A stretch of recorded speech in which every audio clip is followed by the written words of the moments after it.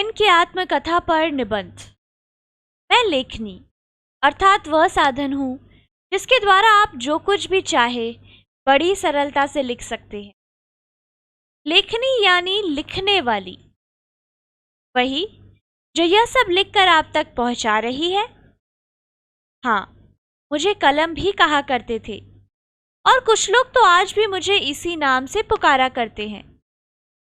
बीच में मुझे होल्डर भी कहा जाने लगा था। तब मेरा रूप रंग भी कुछ अन्य सा था। आजकल मेरा रूप रंग तो युग के अनुसार और पश्चिम की नकल पर बदल ही चुका है। मेरा नाम भी पश्चिम से आया हुआ पुकारा जाता है। आजकल मुझे पेन या फाउंटेन पेन नाम से पुकारा जाने लगा है। लेखनी से लेकर फाउंटेन पेन बनने तक मेरे रूप रंग आकार प्रकार में तो लगातार परिवर्धन आया ही है। मैं जो खा पी कर लिखा करती हूँ उसमें और उसके तरीके में भी परिवर्तन आ गया है। पहले मेरी चोंच यानी मुख को स्याही में बार बार डुबोया, कई बार झटका और फिर लिखा जाता था, फिर डुबोया और फिर लिखा जाता है। इस तरह थोड़ा सा लिखने के लिए भी मुझे काली, नीली, लाल, हरी स्याही की दवात में बार बार गोते खाने पड़ा करते थे। लेकिन फाउंटेन पेन बनने के बाद मुझे उस सभी तरह की गोताखोरी से छुटकारा मिल चुका है। अब तो एक बार मेरे पेट में काफी स्याही भर दी जाती है और मैं कई कई पृष्ठ उसी से लगातार लिख लिया करता हूँ। यही तो है समय का चक्र। समय के साथ साथ मेरा रूप रंग, आकार प्रकार, खाद्य खुराक सभी कुछ बदला है। वैसे मेरी जीवन कथा, भाषा और लिपि की खोज तथा आविष्कार की तरह ही पुरानी है। पहले मनुष्य ने भाषा का आविष्कार किया, फिर लिपि का। उसके बाद लिपि का सदुपयोग करने के लिए मेरा यानी लेखनी का अन्वेषण आविष्कार किया गया। जानते हैं सबसे पहले मेरा निर्माण किस चीज से हुआ था? नहीं, सुनकर चौंके नहीं कि मेरे जीवन की कहानी पक्षियों के परों अर्थात पंखों का पिछला सिरा, जो सख्त और काफी नुकीला भी हुआ करता है, उसी से लिखा जाने लगा। इस कारण मेरा नाम लेखनी पड़ा।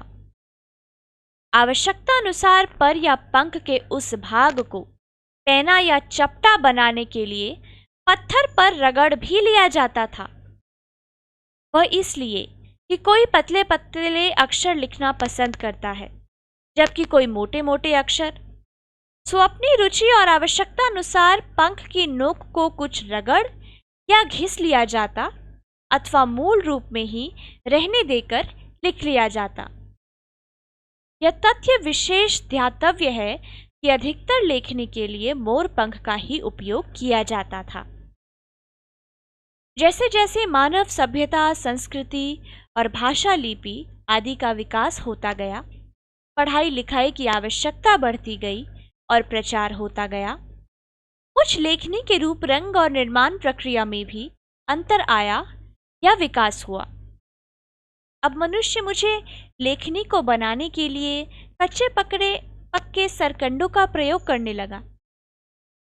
नहरों, नदियों के तटों पर प्राकृतिक नियम से स्वयं उगाए सरकंडे उखाड़कर उन्हें किसी तेज धार वाले औजार से घिसकर लेखनी का रूप दे दिया जाता।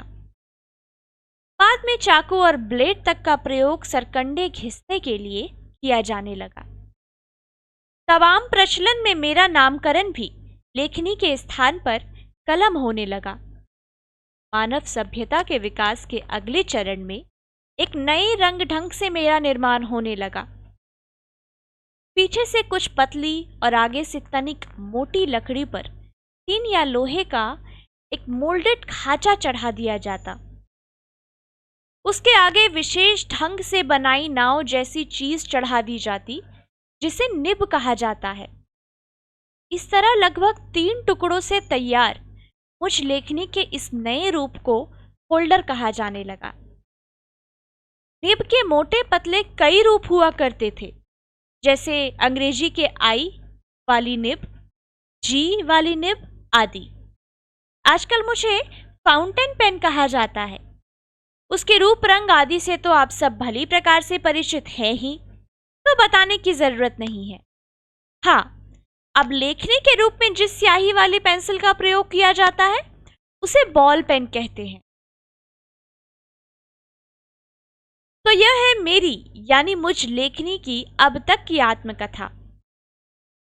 आगे मुझ में कब कैसा परिवर्तन आएगा कह नहीं सकती। मुझे इस बात का गर्व है कि आदि कवि वाल्मीकि से लेकर महर्षि वेदव्यास, महाकवि कालिदास, गोस्वामी तुलसीदास, कवि कुलगुरु रविंद्रनाथ ठाकुर, शेक्सपियर, मिल्टन, महात्मा गांधी, पंडित नेहरू तथा हजारों अन्य महापुरुषों ने मेरा उपयोग कर मेरे जीवन को सार्थक और धन्य किया। साहित्य, ज्ञान, विज्ञान संबंधी सभी तरह के महान ग्रंथ मुझसे ही लिखे जाकर आप लोगों तक पहुंच पाए हैं।